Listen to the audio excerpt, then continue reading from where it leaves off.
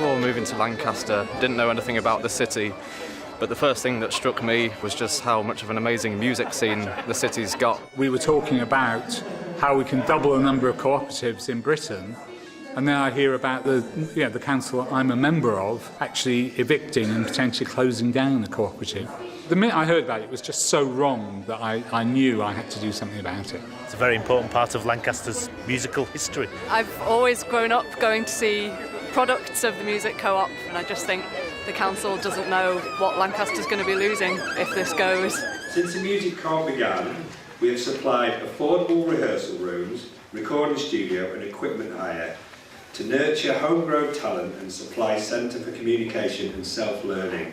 This April, the City Council put it upon the music co-op to repair the building at its own cost or vacate. However much we want to improve our facilities, we can't get funding on a 3-week lease or a tenancy at will. I've been to visit and had lots of conversations and so on, and each time I'm just blown away by the incredible things that have been done without any supporting or financial support or anything. A petition's been launched and we've got like nearly 8,000 signatures. I'm just wondering how you're going to manage the 7,500 people who've basically said they want the Canal Quarter to include the Musicians Co-op, because that is a form of consultation.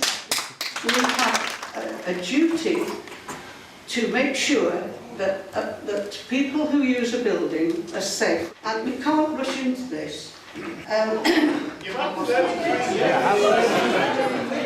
This building should be preserved because it has its merits. You say that you will measure your success with the following things by 2022.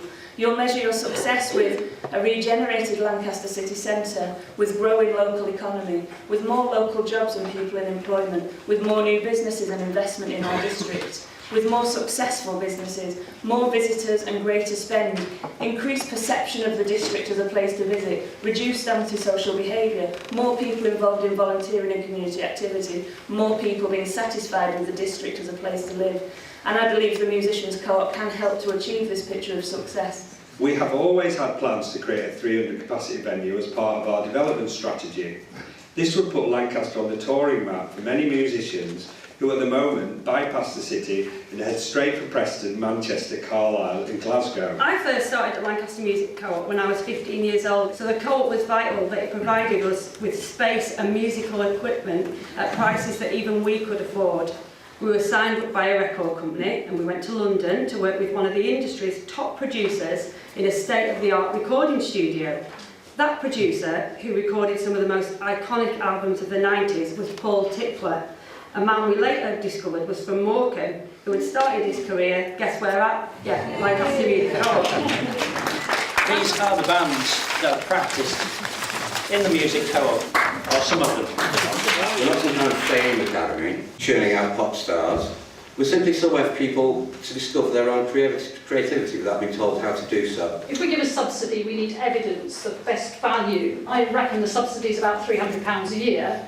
So what evidence of best value are you looking for? You would expect to see a set series of outcomes. You would expect to see a degree of the occupancy rates of the building and the sections of the community that are engaged in its use. You would expect to have clarity over what you see as the social value. And that social value is what creates the best value for the citizens of the district. Based on evidence, the arts can help to keep people well, also aid people who are not well towards recovery, help people live longer lives, better lives, and, evidence again, save money in health and social services.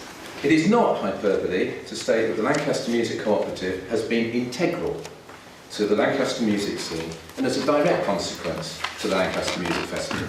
That's an estimated extra spend in the city of over £4 million over two festivals combined. I've seen musicians flourish and I've seen people of all ages, class and religion learn the art of cooperation, communication and fun. I don't think anybody has said to the ground, oh, sorry guys, but you know, there's a public consultation going on. People might not want you to stay there.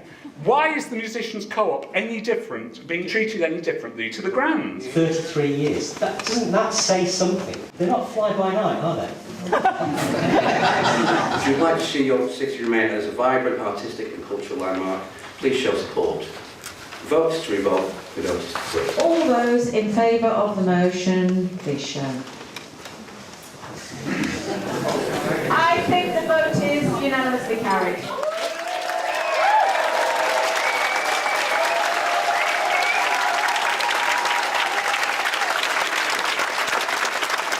That's amazing, I've got all emotional. It's unbelievable that we've had a unanimous vote on that, and yeah, it's fantastic.